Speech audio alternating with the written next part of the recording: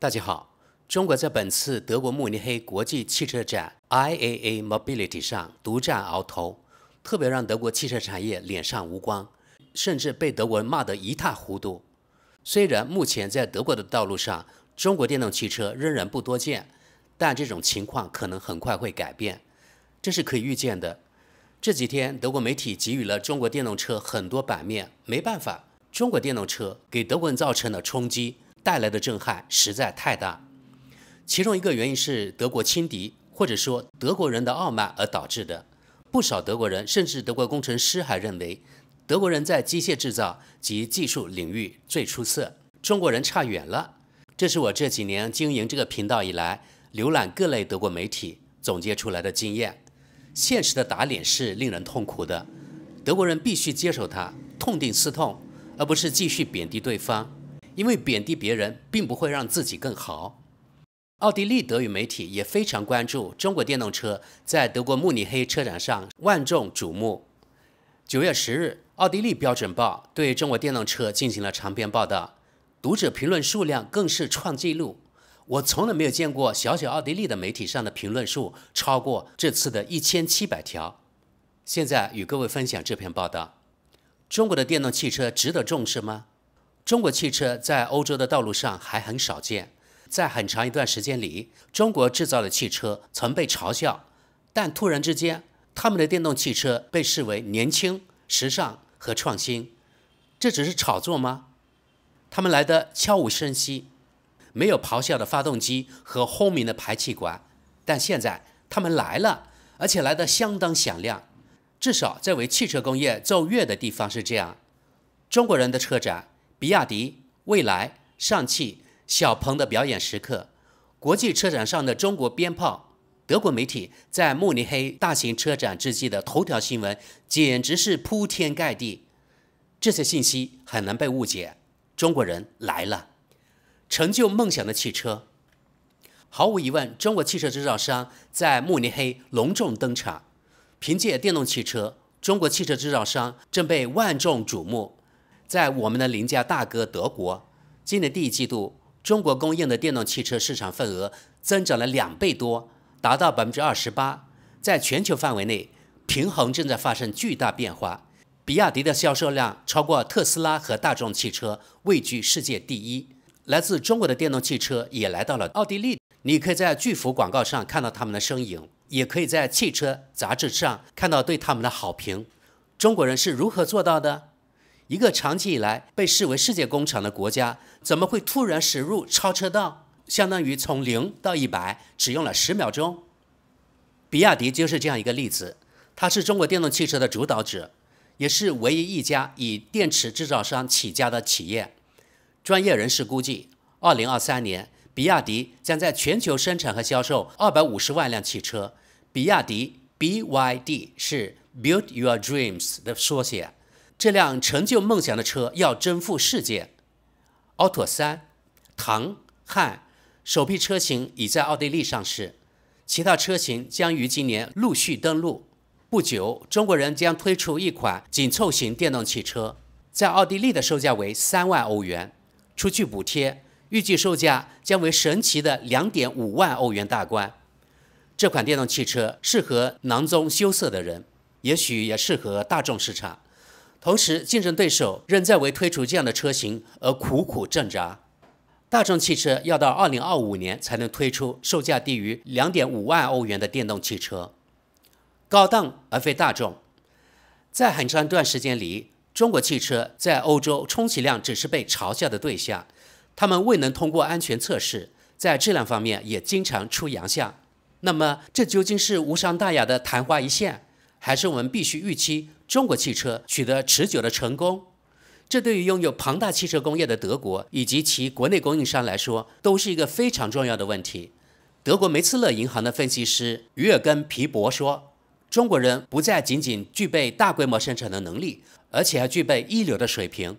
他赞许地说，车型不错，事实上非常好。他承认，中国人很有可能在中期内超越德国人，他们有足够的财力和韧性。配图说明，仅有一部手机是不够的。在上海车展上，女性网红们挤在炫酷的车辆前，用现场直播取悦他们的粉丝。德国推出的电动汽车令人失望。德国汽车巨头们在慕尼黑并非一无所获。梅赛德斯的老板，也就是奔驰凯勒纽斯提出，在2025年将推出一款一升电动汽车，耗电量仅为目前汽车的一半。宝马、奥迪、大众这些大型汽车制造商当然也会在慕尼黑车展上展出电动汽车，但分析师皮博对德国的产品持怀疑态度。他说，来自中国的电动汽车尤其吸引年轻消费者。从某种程度上说，这些汽车比欧洲人的更现代化。德国厂商的电动车款式并不令他信服，而且开发时间太长。中国制造商可以用一半的时间完成数倍于德国的工作。德国人推出的车型有时就像被吃过的棒棒糖一样索然无味。比亚迪奥地利公司经理基细奇将其产品宣称为电动圣诞树。中国消费者喜欢在汽车中获得全方位的数字化体验。基细奇承诺说，这些汽车内部应有尽有。德国汽车研究所，也叫汽车管理中心 CAM 的德国专家布拉泽尔证实，中国的汽车工业确实已经大踏步地迎头赶上。根据他的创新报告，在全球国家比较中，中国汽车制造商的创新能力首次超过了德国汽车制造商。他们的强项是电动车和互联性。尽管个别德国汽车制造商仍名列前茅，但总的来说，中国汽车制造商已经超越了德国汽车制造商。在续航表现和充电能力方面，中国汽车取得了不错的成绩，而且现在至少在创新和质量方面与德国和美国的竞争对手不相上下。这是布拉泽尔的评价。德国的一些型号只是价格更贵，但质量绝分更好。好，德国知识说说，请各位一定记住这句话。这是德国汽车研究中心的所长，而且是教授说的话。教授是德国社会最受尊敬的职业之一，他的话是相当有权威的。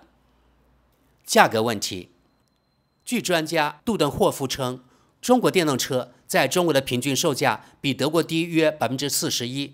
诚然，中国的汽车制造商希望在西方国家推行比中国本土市场更高的价格，进入海外市场也需要成本，比如进口、贸易、广告。尽管如此，中国的成本优势依然存在。分析师皮博估计这一优势为10%。更低的成本，创新的精神。要了解全局，不妨看看中国的2元经济政策。为了治理大城市的空气污染，中国政府在2017年对制造商实施了电动汽车配额。外国汽车制造商只有与中国合作伙伴合作生产汽车，才能享受政府补贴。这步棋使比亚迪等企业受益。配图说明，中国的年轻人被认为特别能接受新技术。这辆车真的好吗？这2位女士可能还不太确定。基于国策的创新精神，许多人抓住了机会。例如20年前，创始人王传福提出了一项计划，让他的比亚迪集团收购濒临破产的国有汽车制造商西安秦环汽车公司。在此之前，该公司主要为西门子、诺基亚和摩托罗拉生产手机电池。当时比亚迪与特斯拉同时进入汽车行业。对于比亚迪的股东来说，他们认为自己的投资是一家无聊的电池生产商，这很可能是一次冒险。但王传福鼓足干劲，他最初依靠的是许多东亚制造商累世不爽的模式，他们拆解日本和美国的产品，并试图复制其技术。德国知识评论一下，今天西方人不是也干同样的事情吗？比如说他们最近对中国华为的 Mate 60 Pro 拆解然后分析等等，其实也是为了学习，为了拷贝，当然也是为了证明华为是使用自己的技术以及自己的高端芯片。好，我们继续。王传福回忆说，在电池生产中，他们学到了一些东西。供应商提供的小零件出现了一些看似无害的问题，但累积起来，手机就不能用了。于是，比亚迪负责从锂矿和镍矿到成品电池的整个供应链。现在，从原材料到电脑芯片，比亚迪的供应链无所不包，跻身世界一流行业。这是一个在中国之外鲜为人知的成功故事。如今，王传福是中国真正的富豪之一。根据中国的属相，兔年会给所有人带来富裕。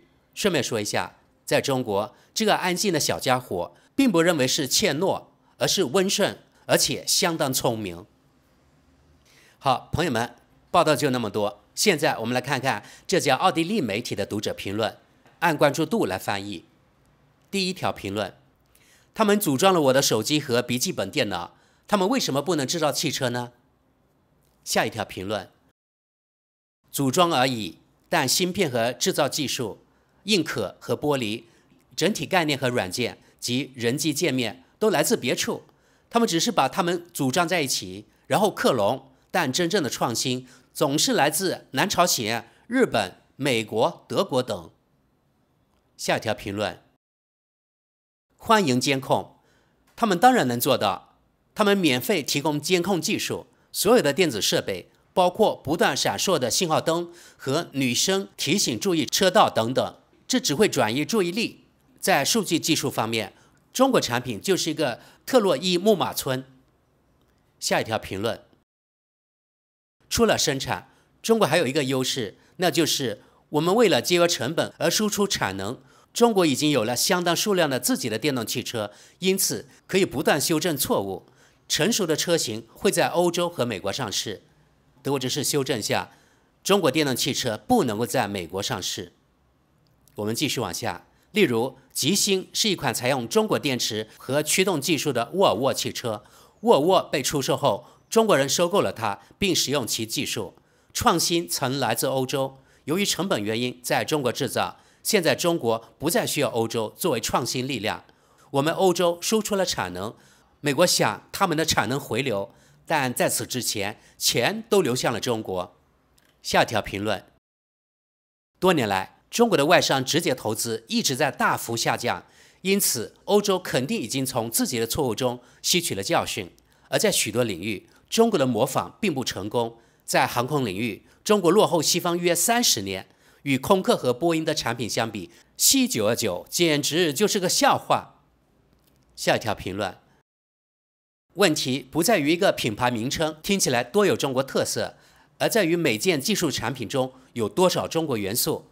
西方市场早已学会欣赏中国产品的质量，尽管如此，出于供应安全的考虑，欧洲仍应继续努力在市场上保留自己的产品和零部件。这不能通过补贴大众汽车公司来实现，而是要通过有针对性的对研发进行支持，从芯片到全面的双向充电。下一条评论：梅赛德斯展示愿景，比亚迪展示产品。下一条评论：我想把问题改一下，欧洲产品在中国还能受到重视吗？只需看看欧洲的经济引擎，德国在过去几个月里，汽车业垮了，机械工程垮了，造船业垮了，等等。欧洲和欧盟以及一些经济专家根本就不明白，我们欧洲已经完全掉队了。我们的经济和劳工政策正朝着成为第三世界的方向发展。比起欧洲可能接受中国汽车，我更担心的是，就电子元器件而言，我们已经依赖亚洲人几十年了。下一条评论：朋友们，我只翻译第一段。特斯拉从左侧扫荡欧洲汽车业，中国从右侧扫荡欧洲汽车业。从地理位置上讲是如此。下一条评论：从标题就能看出欧洲的傲慢，而这正是目前的问题所在。欧洲汽车业目前正在赌掉自己在世界市场上的份额，因为在嘲笑间隙尺寸的同时，我们自己的电动汽车却成了价格过高的笑话。与此同时，多年来对电动汽车的负面宣传也摧毁了他们所需要的市场，这一切都以一记重拳告终。下一条评论：我永远不会买中国车，政治、可持续性、质量、监控等等等等都很有问题。下一条评论：还是德国大众汽车好？好吧，是在斯洛维尼亚、波兰生产的，通过欺骗测试程序来规避欧洲排放标准，从而掩盖自己在技术上无法达到标准的事实。后果吗？没有后果。欧洲白痴们仍然购买大众汽车，让大众的利润增加了。这样的消费者还想对中国趾高气扬？真的吗？下一条评论：这位网友是对这句表达做出自己的评论。德国电动汽车像被吃过的棒棒糖一样索然无味。他说：“这就是我对宝马在市场上推出的电动汽车的看法。当全世界都希望也需要变得更经济、更生态的时候，他们却在试图用超大的坦克来拯救自己的理念，以迎接下一个10年。这只会让人更尴尬。就像那个戴着金项链的大叔在大声发表性别歧视言论。”下一条评论，这位读者是对这句话发表自己的看法：中国人是如何做到的？一个长期以来被视为世界工厂的国家，怎么会突然驶入超车道，相当于从0到100只用了10秒钟？他的评论是这样的：只有那些在过去25年里从未去过中国，或者出于典型的西方傲慢，对中国的发展熟视无睹的人，才会提出这样的问题。顺便提一下，日本的情况也是如此。在美国和后来的欧洲，日本产品从消费电子产品到汽车，一直受到相关媒体和政客的嘲笑和诋毁。直到20世纪80年代初，美国才开始征收惩罚性关税，批评日本人搞低工资倾销、工作狂，指责他们剽窃。消费者很快意识到日本产品的质量过硬，很快就超过了西方制造商。如果你了解东亚人的职业操守，你就会知道其中的原因。下条评论：如果你还没有意识到中国正在超越德国，那真的无可救药了。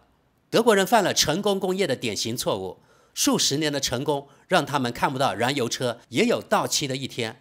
他们自以为超级强大，高估了自己在技术上的领先地位，完全低估了中国人的能力。德国人甚至没有能力为自己的汽车创造一个可靠的软件平台，而是不战而屈人之兵，将这一领域拱手让给谷歌。这是他们破产的第一个重要宣言。在曾经以操作简单明了而闻名的大众汽车公司，糟糕的软件现在成了不买大众汽车的重要理由。这样瞎搞是不行的，先生们。下一条评论：中国垃圾，请不要为中国垃圾提供补贴，而是对蔑视人类和环境的廉价产品征收惩罚性关税，我才不会支持这个政权。下一条评论：无人能及的天真。如果你认为中国出人意料的从0到100，那么你对世界经济的发展了解有限。著名经济学家早在20年前就预测到了这一发展态势。中国并非突然从西方的工厂驶入快车道，而是早在几十年前就可以预见到。中国人懂得如何获取知识，他们的经济规模足以从内部发展壮大。中国、印度、巴西，但欧洲人却视而不见。